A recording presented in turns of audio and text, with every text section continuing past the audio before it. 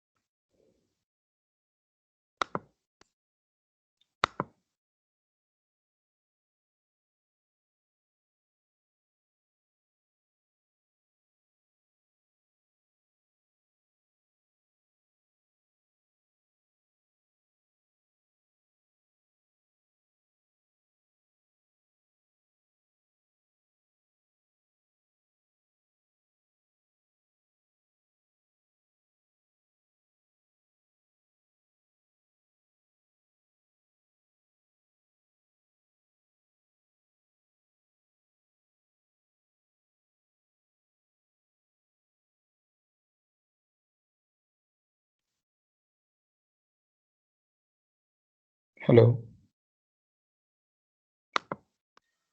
Rishikant. Yeah. So,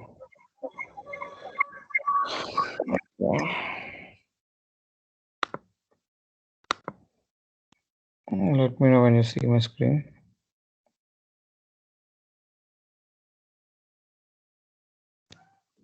Now we can.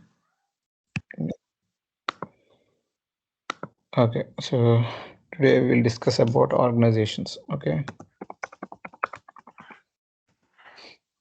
Okay, so basically coming to the organizations, so we have accounts, right? Example, we have this AWS.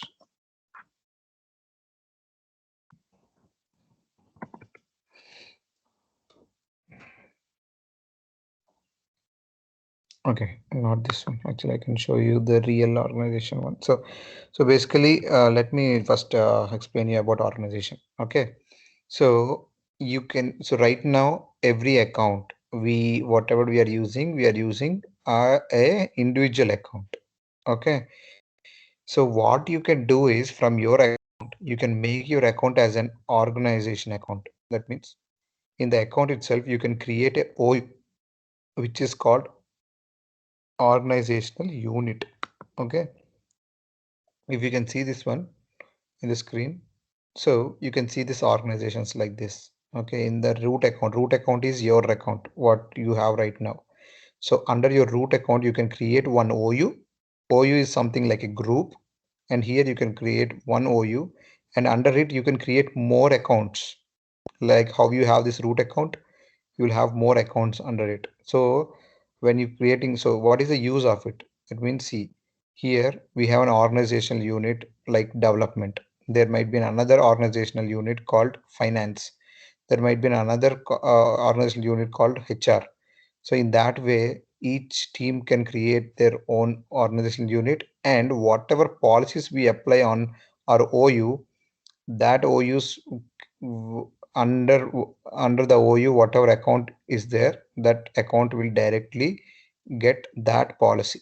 Okay, like how we do the IAM policies, in the same way in organizational level we can create some policies and we can add under the account. So this is for organizations. Most of the organizations, what they do is they'll have root account, and under it they'll have hundreds of accounts.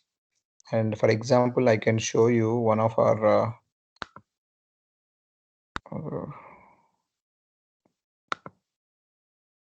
okay, before that, let me show you where we can create these OUs.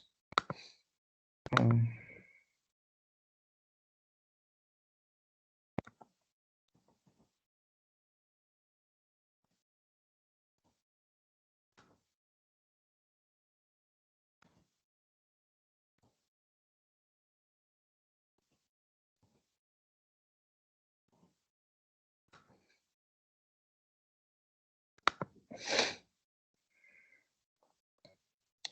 okay, so when you open here, if you can see my organization, you can open an organization, and what you can do is you can create, either you can create an account directly itself here. Okay, see whatever AWS account we are creating outside, like giving your name and all, that's the same account you get when you create account here itself, but it will come under this main account. Okay, and this is the organizational account. See here, this is the OU. You can create more OUs.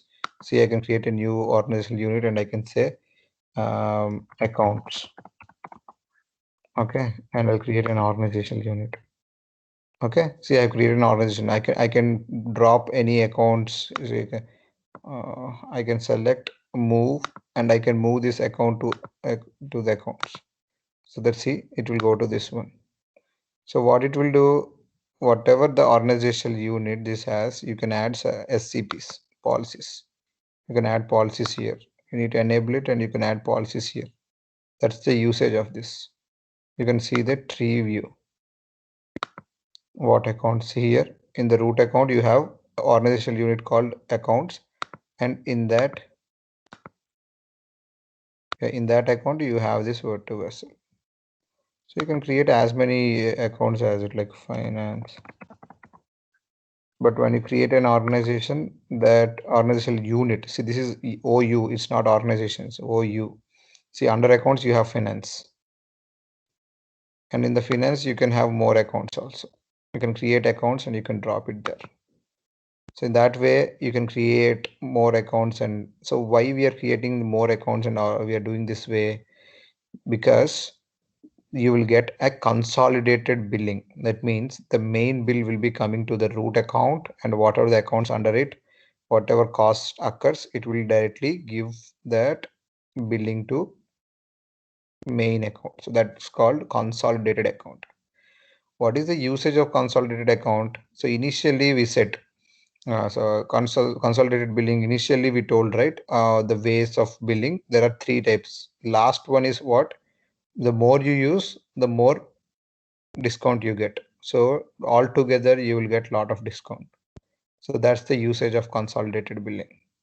The consolidated billing, you will get the bill together, but you can get the bill account wise. So for this account this much, for this account this much, for this account this much. That way you can get it. So that's the only thing with the OU. That's nothing much to discuss in it, but I can show you an example of how this OUs will be in a real organization.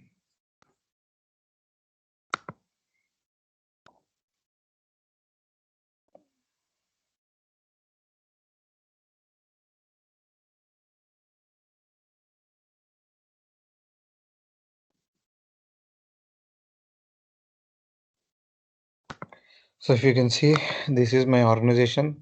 So this is for one of the other clients I work for.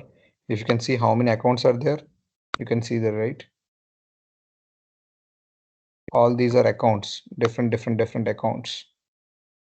Like how you have Deepika one account, Shilpa one account, in that way. Okay. We can see organization unit. So see, these are the organization unit. Here it says core. Here they said data OU. Here they said partner OU. Here they said connect OU. So in that way, we have lots of this thing. And if you can see the tree view, in the custom, we have more core. So in that way, see, we have only organizational unit. We have this many. This is like a engage one OU. In the engage one OU, you will have like a couple of accounts. Is there a limit to that, Srikant? Yeah, there should be some limit, but let us check that too. See, these are all these are accounts. You can see these are 36 accounts under this organization unit.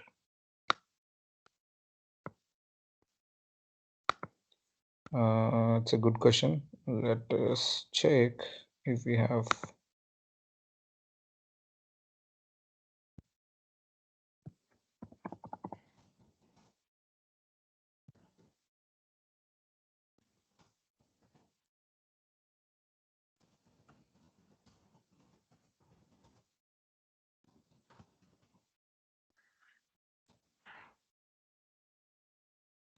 So when you go for quotas, you'll get all this thing. Sorry.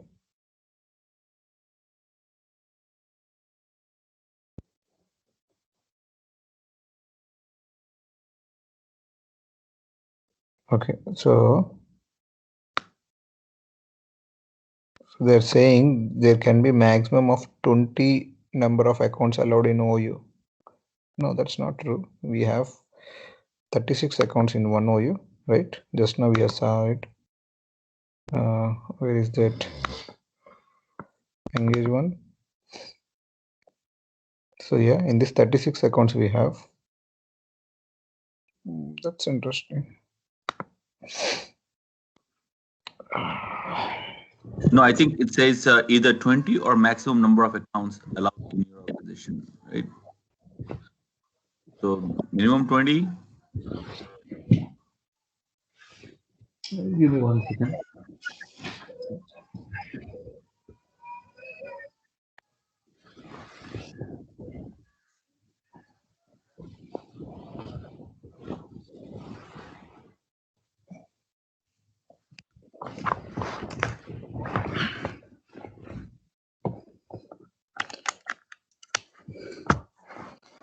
What is it saying? Is it minimum? Either 20 or the minimum number of accounts allowed is created.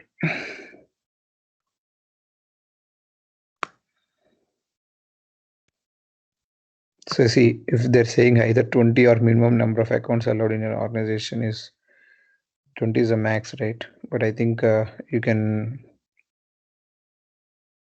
exceed the limit, account limit exceed exception if you attempt to invite more than your organization can contain. However, you can cancel invitations and the new ones to maximum number 20. Actually, our account, whatever account we have, that's an enterprise account. So in the enterprise account, they do a lot of customization. Okay, In 24 hours, it says, right? what is it? It says maximum number of invitation attempt you can perform in a 24 hours period. So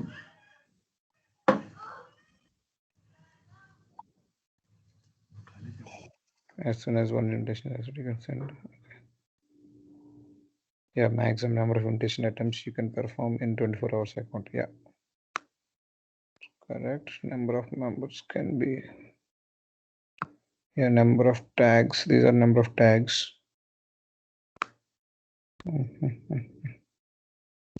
Number of OUs in the organization can be 1000. And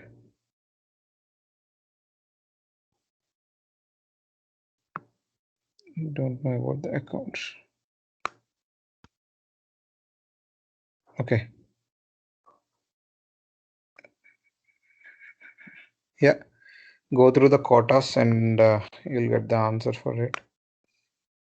But yeah, 1000 OUs in an organization you can create, and in that organization you can add accounts, and for 24 hours you can send invitations for 20, and then you can send for the other things.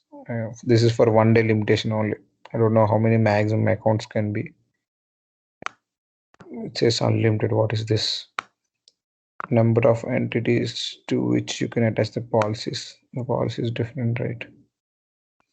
Number of member accounts you can create concurrently, 5. As soon as one finish, you can start another one. This is number of to create concurrently. This is 5. Okay. Okay. You can search for quota and you will get more this thing, but you won't get any questions like this in your examination. But you can understand, right? This is very straightforward, simple concept. That's the main route. This is the account where you are logged in that below that account. Either you can directly create an AWS account or you can create an OU and put some accounts in under it. So like this sandbox security like this. So that what you will do, what you'll get, all the bill of this account, bill of this account, bill of this account, bill of this account will be coming to master payer, master billing account. This is where you get consolidated billing. Okay, I can show if I am able to see the billing. I can also show you the billing, how you get it on the billing side. My billing dashboard. Yeah, if you can see, this is the bill. This is the bill for the company. Okay,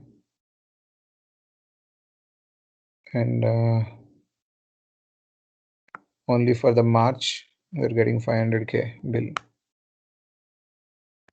And we consolidated billing, if you can see consolidated billing. So this is where you get, so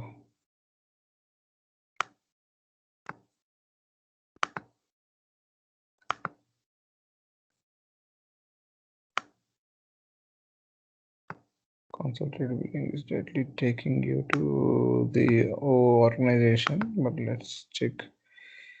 There is one report we get where you will get for each account how much is charging.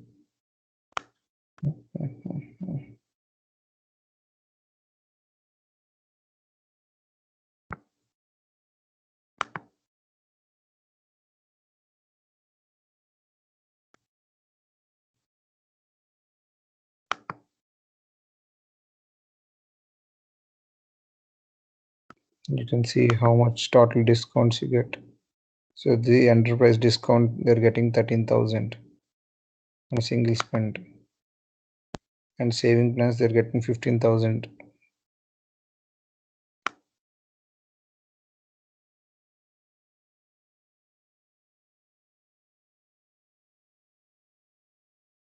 I have a question, Shrikant. Yeah, So in the organization, like they have like separate department for the billing or they have separate department for the billing. Yes, the billing, the finance team will take care of this one. So they will have only access to billing part. They won't have access to all this. They'll create one account, one user, and that user will be only for checking the bills and paying it that way. Basically in regular accounts you won't see all this one, but here in this company I work for like very high level, directly reports to VP, so I have this access. Otherwise you won't have all this access. Basically okay. you'll only have an I eye. mean, maybe I may have missed it, but is this the monthly bill or is it a yearly plan? No, it's monthly bill. Yearly they won't do yearly. Okay. It's not, yeah, so you can see that in the home, right? This is the allocation for March. This is the thing. Altogether, they're getting this much. Um, this is for months, March till date they have, and this is a forecast. This is what they're expecting. What got increased? Last month was only 300K. It's going to 500. Why? Okay, so this is all. We do a lot of work on this one. So basically, see, now we need to see in complete 200 accounts what increased suddenly like 30% of this billing, and then we need to go through each account and see what's going on in EC2 accounts, and why is it increased, and if anything can be done to reduce the cost. So it's lot of work, complete lot of work we have to do. If there are some instances which can be used for longer time, we can purchase RIs. So those stuff is there. There is like a lot of work we have to do on this thing. Only at the billing side. Okay. Let's see the tax. Tax is so low. Okay. So this is how we saving plans. The saving plan is there. Saving plan. Savings plan. What is the savings plan we have on this account? Okay, two plans, saving 4,000 total opportunity. So on the EC2 instance they're doing. Okay. So they have bought 2 compute engines which can save this much. Okay. So as I told you, reserved instances means we need to give commitment. So we gave commitment of 7,200, and they gave a saving opportunity of 2,500.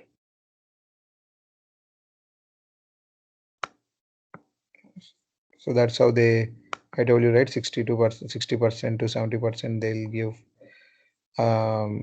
discounts. So this is how they do. Important information about the cost, what they have here. Monthly usage, view all. If you can see all these things, what's going on. Current usage of data transfer is 15 GB and forecast is 116. Lambda functions, 400,000 seconds for the compute. But the advantage is, see, the bill is for complete 200 accounts. Okay, it's almost there are almost I think 200 accounts in this. So the bill is for 200 accounts, is not for one account. Okay, if you can see here in EC2, I don't think we have any EC2 here. This is like master pair account. In this we what is this running? Okay, so there is only one that to T2 micro. So all the instances are from below accounts only. Okay, so this is about OU. OU is very simple thing, but you'll get questions on this one. So you will get, okay, so this is one of the thing. Okay, I think this is, okay, let's go to this one. So this is the main question you'll get. This is the only one question you get in most of the exams. So that's what I think they're trying to show us here. Nope. Just service control. So basically the question how you get a question on this one is a business expense and deploy the application.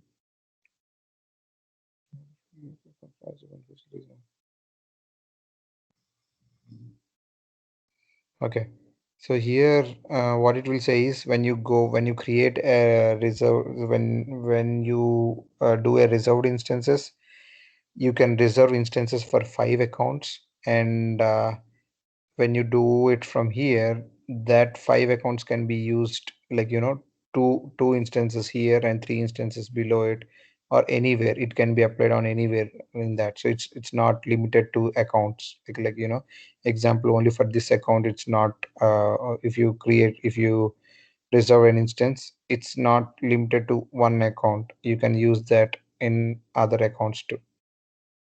So that's the only question you get most of the time. But when we go through the questions, you will get that question and we can discuss about it. But it's just that, just understand the OU, you'll get consolidated billing so that you can save a lot of money. So that's the advantage. And also this can be organized as an organization, and you can see the root account and from where how much what is the usage of complete account. Example, if an account have individual accounts, one of the guy has to take reports from one account and other account, and not only for the billing, for also usage or for also clearing of stuff. So if it is organized in this OU stuff, it will be easy for everyone to do the billing, cost saving, and fixing the issues, and also security wise also. So if there are some security policies applied in one account, and you can't repeat that on 200 accounts, what you do is just add that policy to one of the OU and put all the 100 accounts under the OU, so that all the 100 accounts will get that security policy or that security configuration. So that is also one of the advantage of OUs. Grouping. Okay, so this is about OU. And next we'll talk about um, storage. Okay.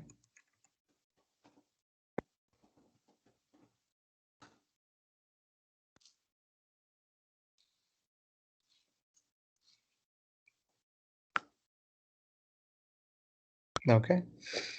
So in AWS, we have storages, right? In the storages, we already know EBS, right? EBS volume. You guys already know the EBS volume. So in that way, we have S3 bucket.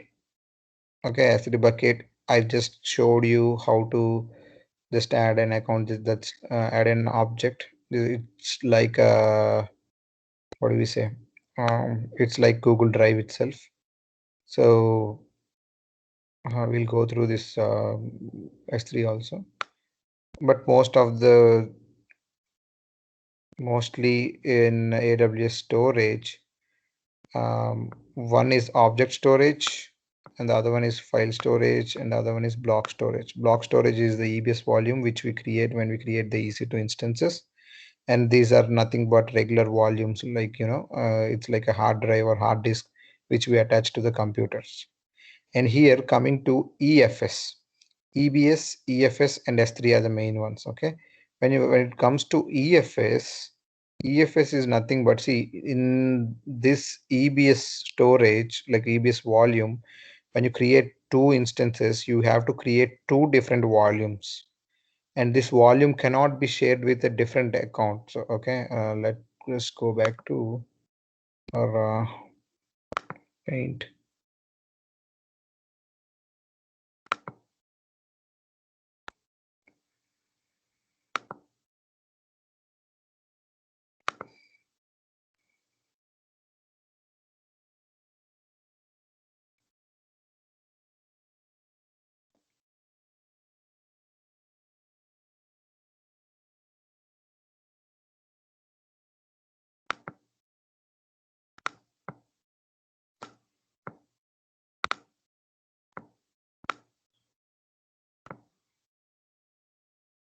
Okay, so now when we create this one, so here we have created one EC2 instance. Okay, here we have created one EC2 instance. When you create this EC2 instance, what happens? You need to create a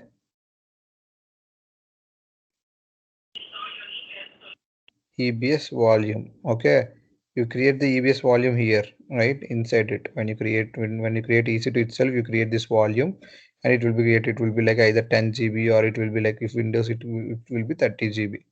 Okay, so this, whatever this volume, this cannot be shared with this EC2. Okay, you can only use this here. From here, you cannot access this volume, or you cannot attach this volume here. You can completely detach from this instance and then attach to this one. That you can do, but you cannot see, this is like a hard disk only. Either you can connect to one EC2 instance itself. Like example, if you have an hard disk or pen drive, okay, let's take pen drive. If you have a pen drive, you can put that pen drive in one computer. At a point of time, you can put it to only one computer. You cannot put it to two computers at the same time. Is it true? You know that, right? True. Yeah, so at one point of time, you can put the pen drive for one computer only. You cannot put it on two of them. That is EBS volume. That is very similar to EBS. But when it comes to EFS, EFS is something like a network drive. Okay, if you have a network drive, that means you have a Wi-Fi network or like a network. I don't know if you guys have used. There are if you buy a hard disk, there is a regular hard disk and there is a Wi-Fi hard disk too. Net we call it as network hard disk. So what it does is it will connect to instances with Wi-Fi, and this EC2 instance or this computer can see files in this, and even this computer can also see files in this. So that's the network drive. Okay, it goes through network. Even in our companies, they use network drive where they can share it with each EC2 instance or each missions. So when you create an EFS can be shared.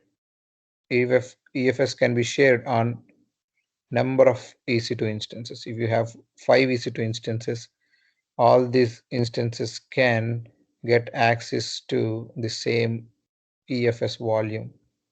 That means it can be reused. Understood? Understood? Can you repeat this EFS? Yeah. So EFS can be accessed by number of EC2 instances or number of computers at the same time. This is like network drive. It is a shared drive. This drive can be shared with n number of computers. It's not like a regular EBS volume, which you can connect to only one instance at one point of time. EFS is like a network drive where this can be connected to number of EC2 instances or number of computers at single point of time. It works with network, just like Wi-Fi. Okay. In the beginning, like how we were selecting EBS, we can select EFS also. Exactly. EFS also, not you can. I'm not sure. I didn't do that before, but once see, you cannot select in that EFS way because technically you should have a EBS volume for a regular use for your OS, right? Yeah. For your main OS, you need to have a EBS volume, but for your application, you can use this EFS. Once you have this EC2, then you can attach this EFS volume, and that volume can also be attached to some other instance, and so that the files can be shared or any of the application files can be stored in it.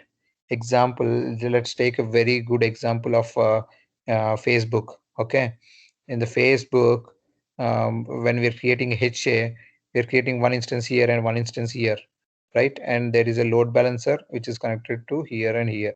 So here you have your regular volumes and all. So when a user logged into this first mission, first time it will connect, it is round robin, right? First time it will connect to this mission. So when you create it and when you put some of your photos or something like that, if that is stored here in this EBS volume, it won't come in here because this is a different volume, right? But if the same photo is shared in an EFS volume, which can be shared to this one also, so next time when you connect to this, when you logged in, you can see that file here too. So that will be very good usage for HA. You understood, right? The, you understood, right? So example, these are the main volumes. Okay, EBS, EBS volumes, EBS volumes. When you connected from a network load balancer, first time you'll connect to this server, and when you save something, if you save it here, you cannot see it here. You cannot see it here because this is only one time volume which is attached to it, which is EBS. But in the case of EFS, if the file storage is here, because the same drive is able to access by this one also, the same file can be seen here even though you don't log in. Next time when you log in, you can see that file here because it's a shared one. Basically here in pictorial show, I'm showing it in this way, but it will be outside like this, and this can be connected to this and this can be connected to this. So the main storage will be here. Okay. And the good usage is of like database. You can use it as a database too. So that can be shared here and there. Shrikant, one question. Like, can there be concurrency issues or is it handled by AWS? What is it? Which issues? Concurrency issues like two EC2 instances are trying to write into same file or write and read. No, Like, see this. If yeah, that might be an issue here, because see this in database it will be taken care in a different way, but here this is just a file system. Okay, this is just a file system, EFS file system. It is very similar to our hard disk only. It's not like data. We're putting in data in databases. You will have that concurrency issue, but in this EFS, so sorry, the concurrency issues will be taken care in the database scenarios. But here it won't be like this will be like example, if you have an word document here, and if you open it here, and also if you open it here in from this mission, and if you try to save it here and here, there might be issue. EFS, in EFS, yeah, the who shares saves it first will have it properly. But yeah, there might be issues.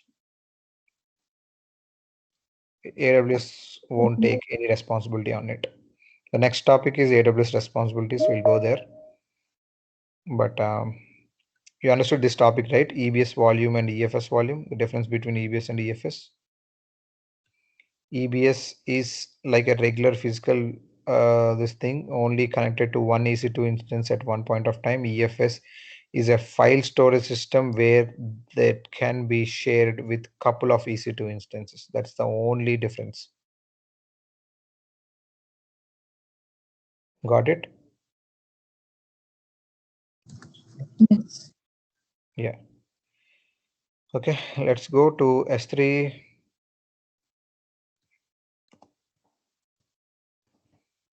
S3, we wanted to EFS and EBS volumes. You don't need to go into much of it because it's just a usage of how you use it. That's it. But for ES3, it's not like that. In S3, we there is like a lot of usage of S3 in AWS, because for anything we save it in S3 only. So most of the files or most of the logs will be written to S3. And in S3, they're saying S3 is designed to stable for 99.99999% durability. That means only 0.0000001% only chances of you losing any of your data which you put in your S3. That is also, they are saying that it is when you have some natural calamities. Otherwise your data is very much secure. Not secure means it won't get deleted. So what, how you secure is, it's your way, because you need to add it some security on it. Okay, so basically if you can see, this is how S3 works. Okay, S3 storage, and so it's like a same folder, and you just drop some objects. That's it, nothing more than. So in that you can see S3 intelligent, S3 storage, and S3 intelligent tiering, and S3 access points, S3 batch operations, and S3 block public access. So don't worry about all these things. No one uses all this. So you need to know about types of S3s, which is storage classes. Yeah, storage classes is the only thing which you need to get in idea with. But regularly in usage, we directly go for S3 standard. Okay, I've worked in like many companies, and mostly we didn't worried about any other things, just we go for S3 standard directly. But here what you can see is S3 standard. S3 standard durability is like 99.9%. It has low latency and high throughput performance. That means for any of your regular usage where you wanted to access it very quickly, you can use your general purpose S3 access. Okay, here why we have this many of this storage classes means, so what you can see, let's go back to our keypad here, and if you can see, okay, I these are the buckets. See, as I told you before, buckets are nothing but what, folders only, just like a folders. You can say it as folders also, but in AWS we call it as buckets. Okay, let's create some buckets. Okay, we are creating these buckets, and you are saving some important data here. Okay, which can be, which you need to access every day. Example, something like an Excel sheet where you need to update something every day. Okay, and then you add something like your music here, where you use it once in a week. Okay, and after that you add some movies you'll see once, and later on after 1 year or 6 months you wanted to see those again, you will be seeing. So here the usage of this data, all three of them are data only, but usage is different, right? This is very much, this is frequent, right? Very frequent. This is okay, you need sometimes, and this is very rarely stored, but you need the data need to be there, but you will use it rarely. This is like somewhat, sometimes when you need it you'll listen to the music, but this data you need it frequently.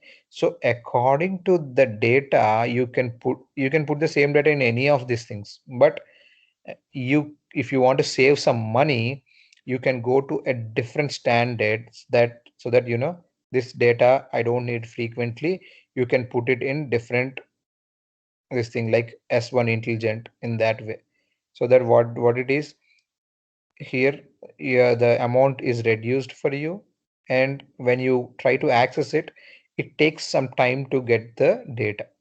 And even for this, if it is like very rare one, it says like, okay, wait for 5 minutes to get this data. So this way, here it will say, okay, wait for 30 seconds to get this data. Here it will directly automatically open, there is no wait time.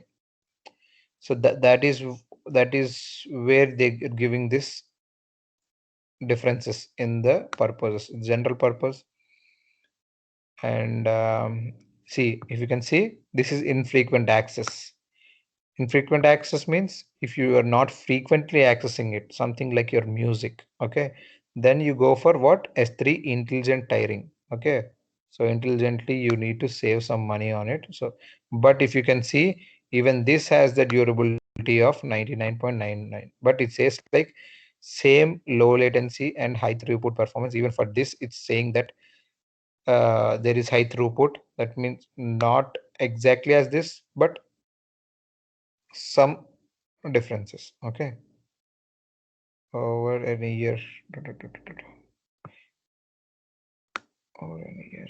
And next, if you go to zone 1,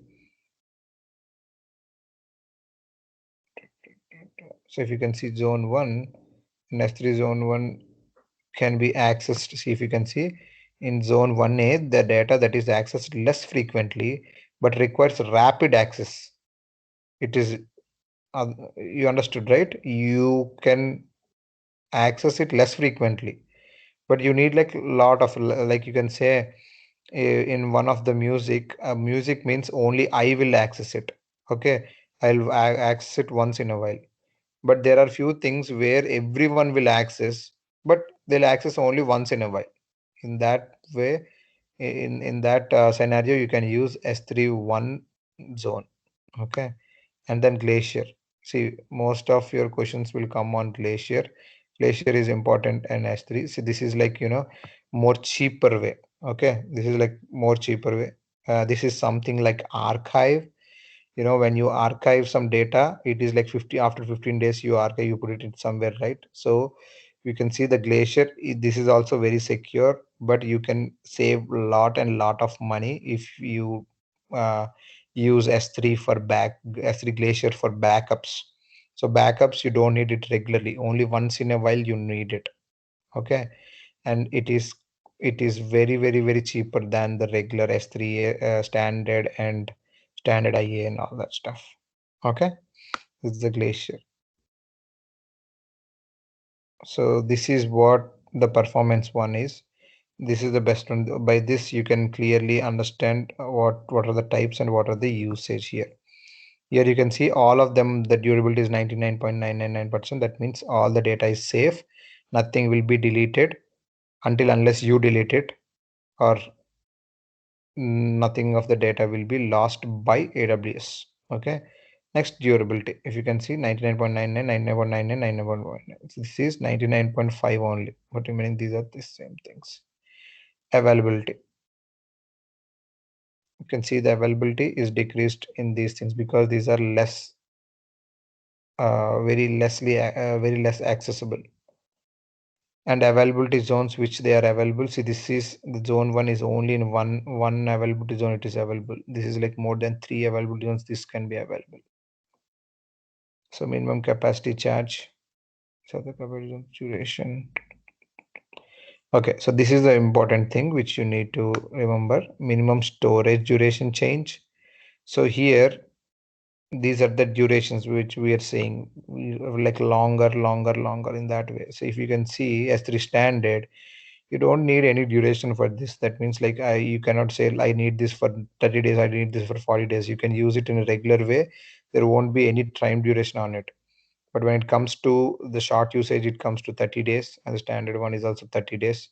Zone 1 is 30 days. But when we're talking about glaciers, which is for backups, it is like 90 days to 180 days. Okay. The latency, and see here, if you can see this one, this can be accessed in milliseconds. This can be accessed in milliseconds. This can be also accessed in milliseconds. But when it comes to glacier, see, it takes minutes or hours.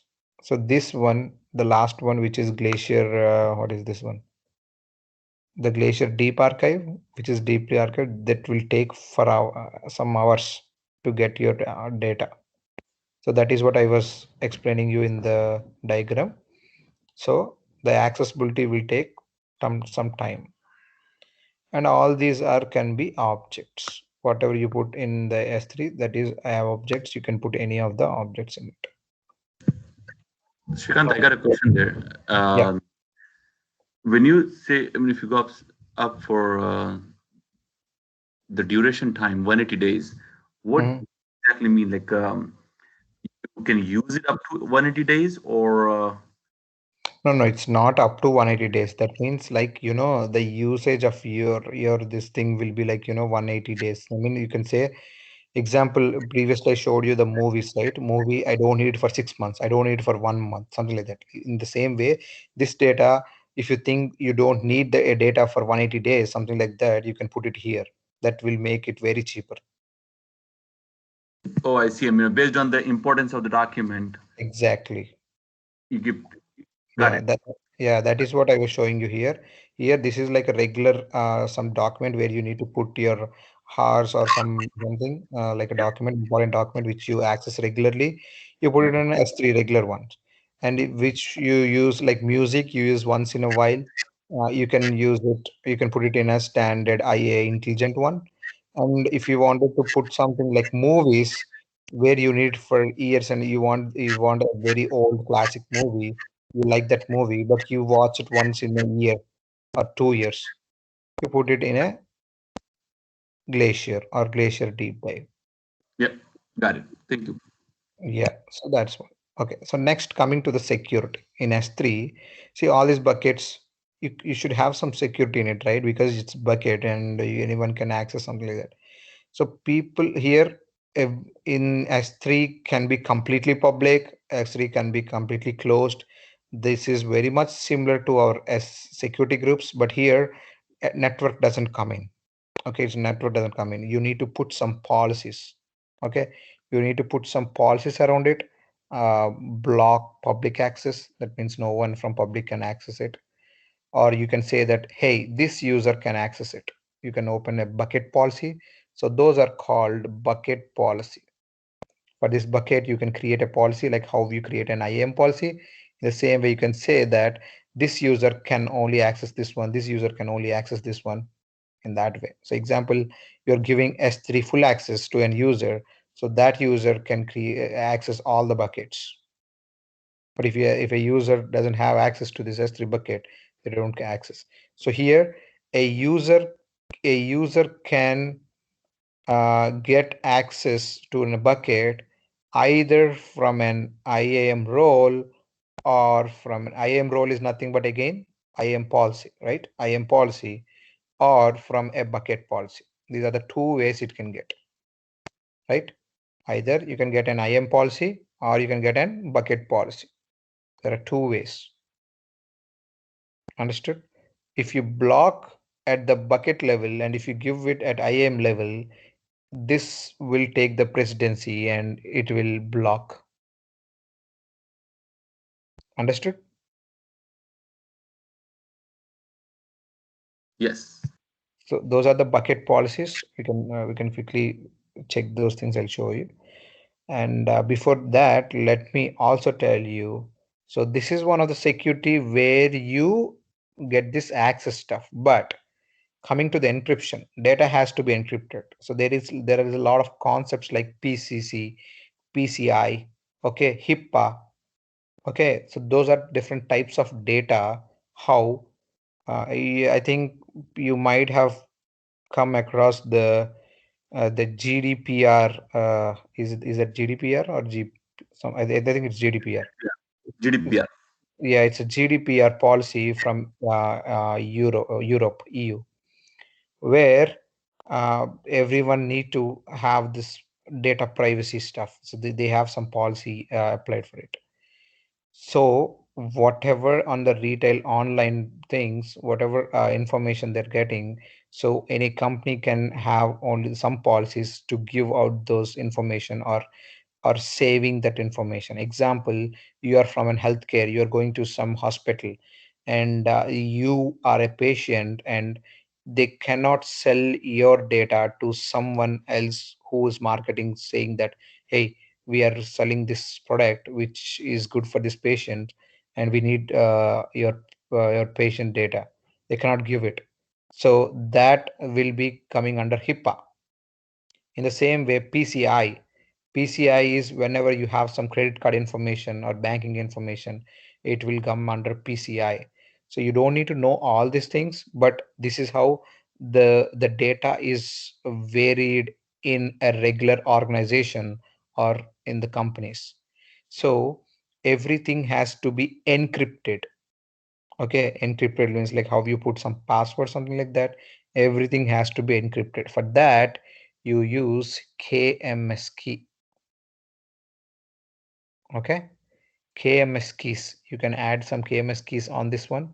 You can add some KMS keys on this one. You can add some KMS keys on this one to encrypt this data. That is how you use the KMS key. See, the same KMS key can also be used to encrypt what? EBS volumes.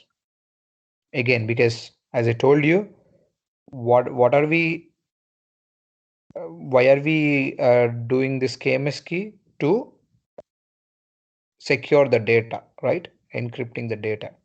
So data, when we are saying about storage, S3 is one of it, and EBS is one of it, and EFS is one of it. So in all these things, we save data, we store data. So that means this KMS key can also be encrypted here, here, and here. Understood? Because even in EBS volume, there might be important data. Even in EFS volume, there might be important data. So that is where you do the encryption. I don't know if you have observed that or not. When you create a snapshot or when you create an AMI, you will have an option stating encryption. So that is where you use KMS. KMS is just for encrypting this thing. Okay. So this is the concept of S3 stuff. So if you can go to S3, let me show it here. I don't know. What is it? What is it? Do you have any questions? So if you can see S3, right? So these are the buckets. See, these are the buckets. buckets is I told you buckets is nothing but just a folder. In that folder you have all these files. So if you can see here permissions, when you go for permissions, what is it saying? See, I told you either you can block the public access. So here what they did, public all access I have offed. That means it can be public. So it says object can be public. So it can be accessed by public also. And second way how you do it, you use bucket policies. You can write bucket policies very similar to the JSON file what we write for IAM. We can write the bucket policies and get the access. Okay, and if you can see the properties of it, and if you can scroll down, see default encryption is enabled, and encryption is enabled by server side key, which is this one. So this one is the KMS key where they have encrypted with. So here you can see. So this is the default one where they have encrypted with the S3 SSE key, but most of the companies they use KMS key. This is the key management service where if you can go, you can also go for KMS here, and this is where you can create some key, just like how you create your EC2 key, right? In the EC2 you create key, right? In the same way you can create some keys, and these keys can be used. These are AWS managed. These are customer managed. That means customer can create it. So AWS managed key here, the S3 whatever they are using, this is the same thing what they are using in there. So even this key has a policy. So even in the customer managed key, if you create some key, you need to give ownership. You can see the IAM here. It says the ownership is to root. If you create an IAM user, you need to give that user also to have access to this key. Shrikant, that key is still in AWS, right? So the security. Yeah. So one thing again, you can say, what does this KMS key do when I can able to open it directly here? It's not like a password, basically. Okay, it's not like a password. It is the data is encrypted. You cannot copy the data. You cannot move the data. You cannot do anything with the data. If you can, I can open it. I can see. So I said this is encrypted, but I'm able to open. Why? Because there in the key this is the root has this access. Okay, and basically if you try to move any of this to the outside the world, or if you try to do anything on it, the encryption will not allow you to do it. For you to have a very good example, you create an EBS volume. Okay, by EBS volume you can create it easily, right? Either you can create an EC2 instance, or you can also go here and create a volume.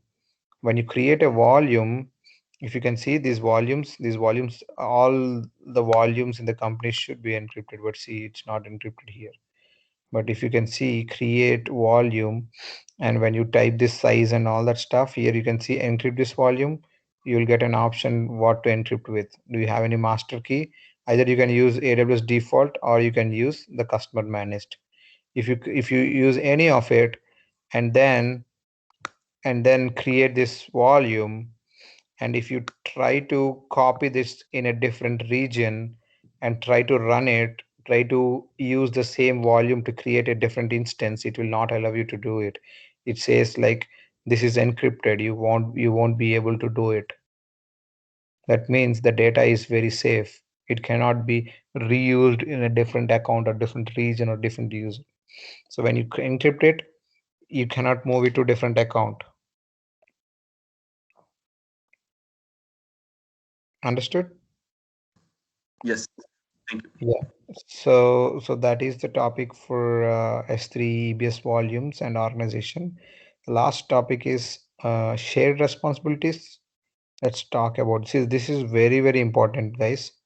You need to understand what is your responsibility and what is AWS responsibility. Okay. Okay. One more before going into that. S3. One of the biggest usage of S3 is, So you have websites, right? You go to websites, right? Complete websites and all that. You can actually write a code like a HTML basic sample static code. So example, so listen to this properly. Any static website can be hosted with S3. That means you have an HTML code, you can put it on S3 and that give a public access to it, and that can be used as a website. That is one of the biggest usage of S3 too. You don't need an EC2 instance, you don't need anything. You'll get a URL for it. You can open it as a website. There will be S3 static website, S3 website. I want you guys to do this one, host a static website here. You can host a static website in this way. There is a very good, actually, there should be some video for you. Yeah, I think these guys will have a video and also a write-up.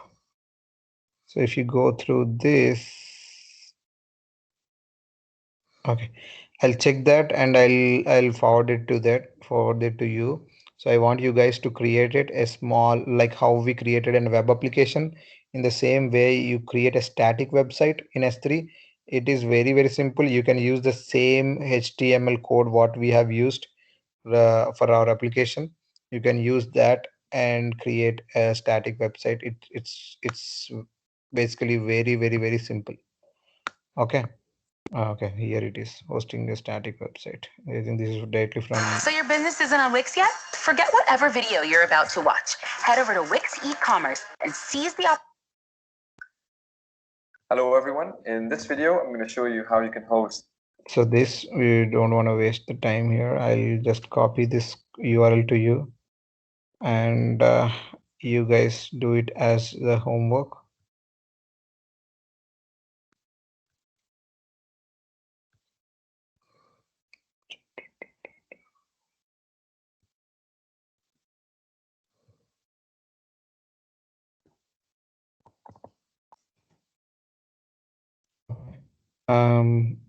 So this is a definite question for you. Compulsory, you'll get this question. S3, in which service you can host an static website? S3. Okay, S3 is the answer for it. Okay, and now shared responsibilities. Okay, I don't think we need to go there. I think I should have somewhere here. Yeah. So if you can see, so this is the shared responsibility. So what AWS is saying is we are giving you an option to create your own infrastructure.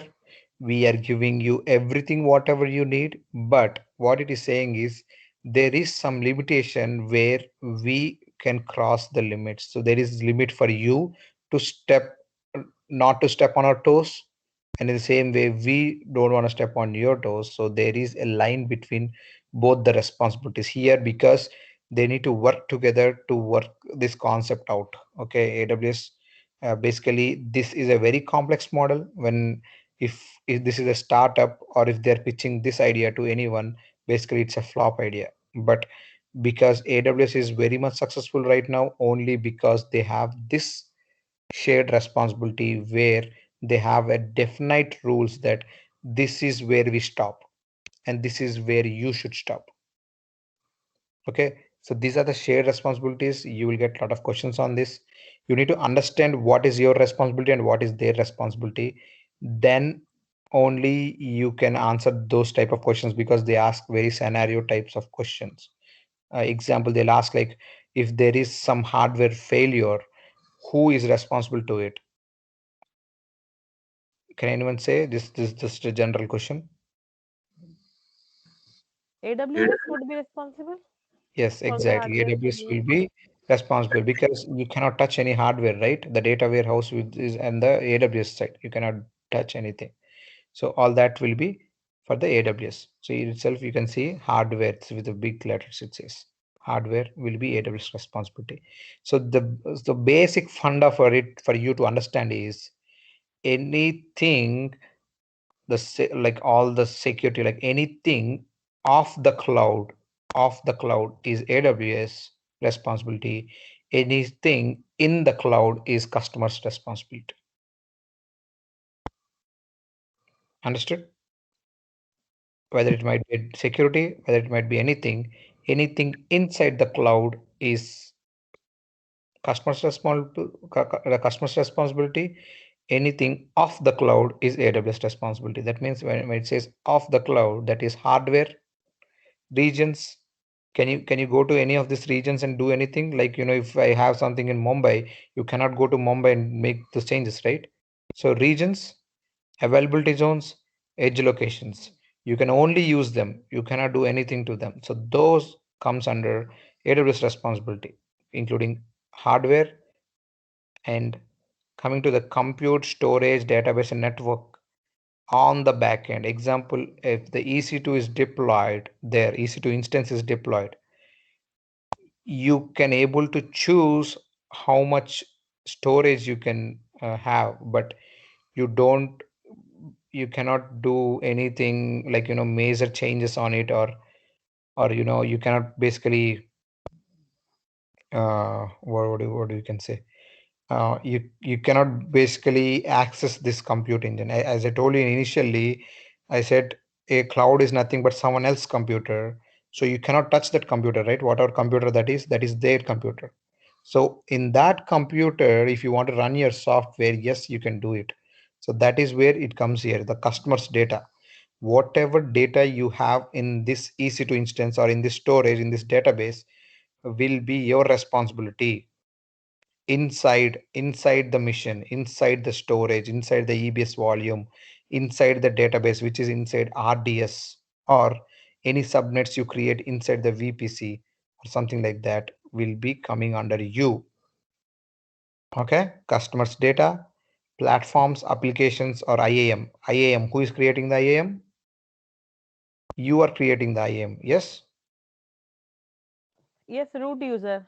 Yeah, root user is creating the IAM. You cannot delete a user and go to the AWS and say that, hey, AWS, I've accidentally deleted a user. Can you give that user back?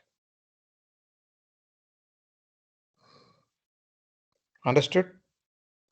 You should recreate your user, and you can say I've accidentally deleted my policy. That policy has a lot of customizations. I wrote it to listen, but I don't have it. I deleted it. No, that's not AWS responsibility. They'll say that's not our responsibility. They'll say it very clearly that again we'll give you the responsibility sheet so that you can go through. Whatever happens, they won't come back. They won't give you any option to recover your data, recover your any of your users, recover anything of your application, OS. So see, in OS, what OS we have discussed? We have discussed about what? Windows. We have discussed about Linux. We have discussed about RHEL. So those operating systems, AWS is not responsible for those operating systems. We are using an AMI and installing it. If you have any issues with the operating system, go talk with Microsoft. Go talk with Red Hat. Understood? Attention AWS. to be their responsibility, the user responsibility, right? To keep up with the upgrades. Yeah, see the upgrades inside your application or inside your mission, you will be doing it. But if the upgrades are doing on the back end, which is on the mission side, or which is like OS patching, something they wanted to do, and that to see OS patching again, when you take it, it is not a regular OS patching. For the RDS, I told you, it is managed by AWS.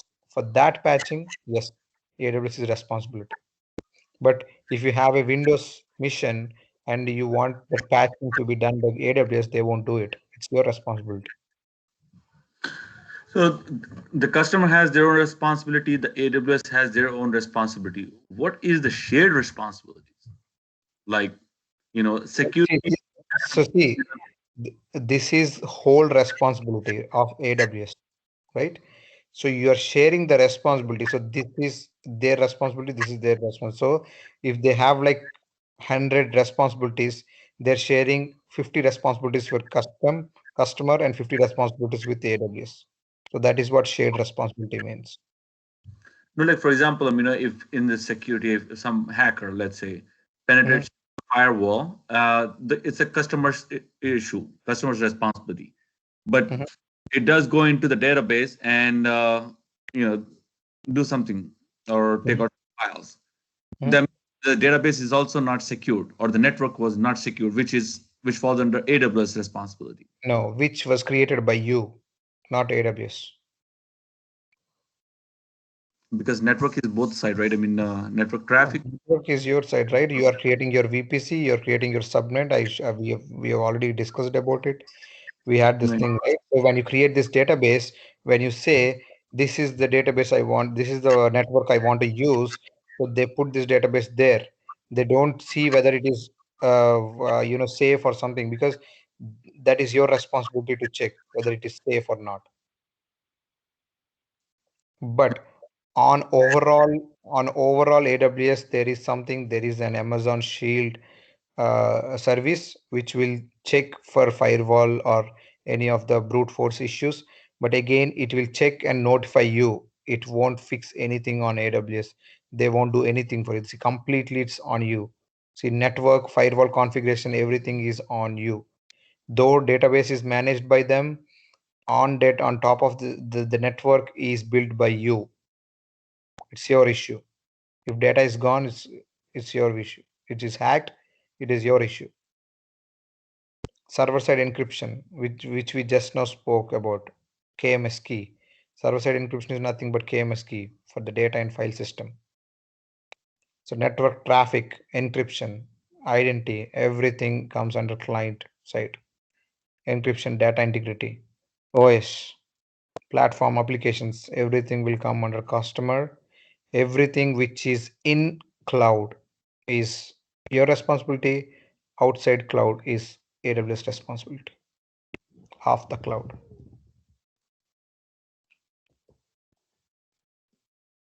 Understood?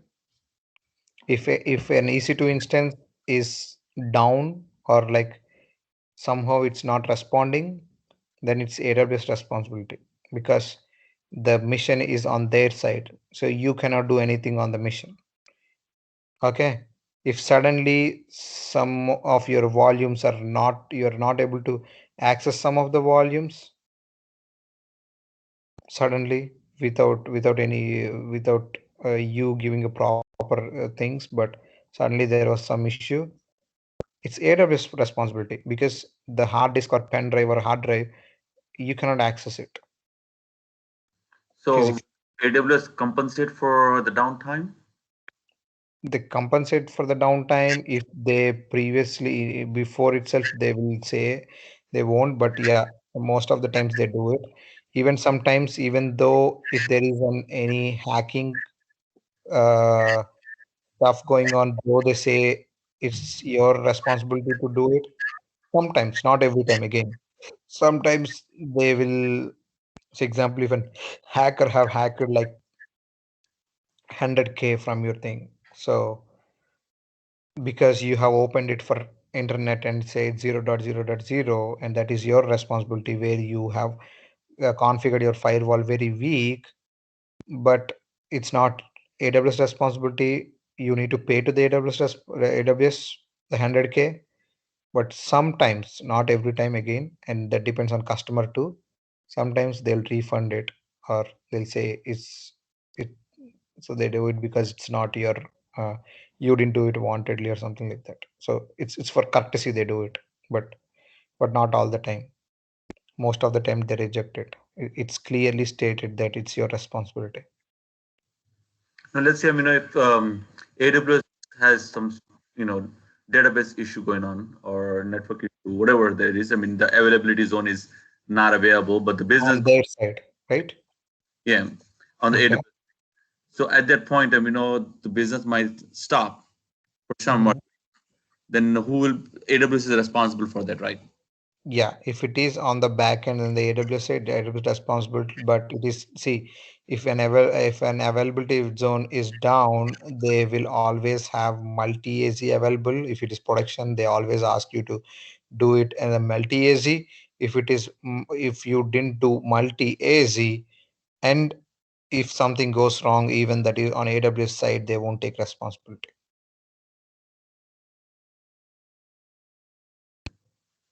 Yeah. For production stuff, they're clearly giving it multi-AZ for you. So yeah, so those are the things. So this is just think about off security of the cloud is AWS, in the cloud is customer. You will get a lot of questions on this. They'll ask you if there is a systems patching on the back end, on the network systems patching, whose responsibility is it?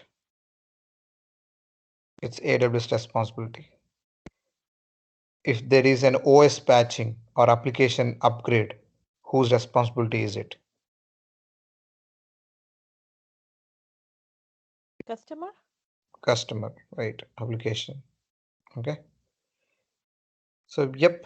So that is the responsibility stuff. Go through this responsibility. There will be a lot of questions on this. Once we go through, I have also given those sample question type, right? Did anyone go through any of those questions?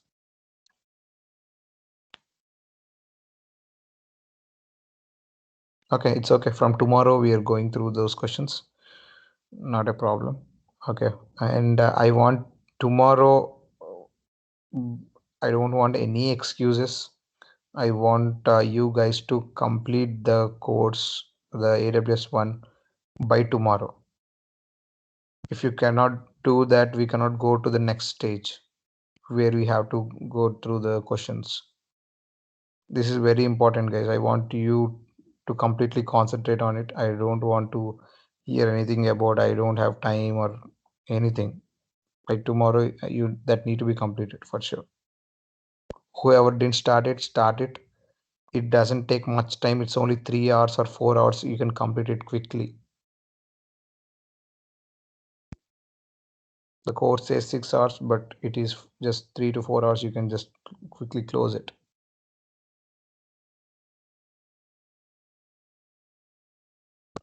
Okay, any questions? Yeah, sure. We'll do it tomorrow. Yeah, then only we can discuss the questions. That is the problem. Without completing, we cannot move forward. So yeah, complete that. And if you have any questions on S3, yeah, and S3 that task also, please do that. It's a very simple one. It will be useful for you in your work link too. So try to do that. Okay, Srikant. Okay. Yeah. So, and one more thing is delete whatever you have created. Everyone, I'm repeating this, delete whatever you have created. You create it and delete it. If you know you have done it, that should be enough. Okay. Okay, Srikant. Yeah. Make sure go and clear all those stuff, because again you will get very, very high billing. And most of our tests we have done with 0.0.0.0, which is open to internet, which is not secure. If someone hacks, suddenly you will get like $10,000 or $20,000 bill. That would be like real messy stuff. So make sure you delete everything.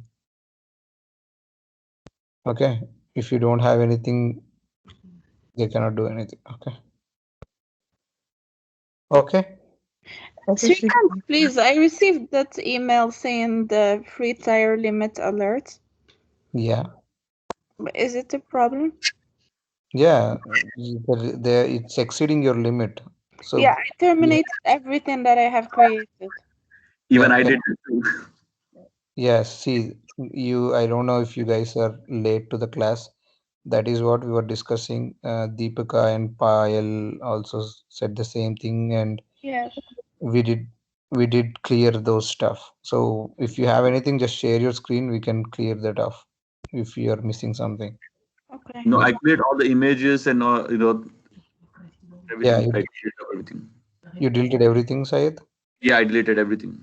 Okay, then yeah, it should be fine. If you're still getting alerts, then you need to again go to your billing session and see what is exceeding the limit and check that and delete. Yeah. Lina, go. Yeah, I'll check it out again. I'm gonna make sure I terminated everything. Yeah, see, just one thing. You can see my screen, right? Yes. Yeah, see, go here, go to the billing here, go to the billing. Yeah. Billing dashboard. In the billing dashboard, it will clearly give you what is your usage. Here, see, it says EC2, it is all stuff. So it will clearly say, if you come here, it will say this thing, this thing, this thing, this is what you use, this is what you used. Yes. So it says, see, EBS volume, go to the EBS volume snapshots, see what you have deleted. And go to this EBS volume. Okay, this is EBS volume. This is S3. This is S3. Yeah, see S3. And this is EC2. EC2 is also there. The data transfer, you cannot do anything. This will be done only when you have instances or load balancers, all that. But check this out and then delete it. Here you can clearly see what is the usage. Okay. All right. Thank you. Yeah. Thank you. Thank you. Thank you. Yeah. Bye. Thanks, Srikanth. Thank you, Yeah. Srikanth. Thank you. Okay.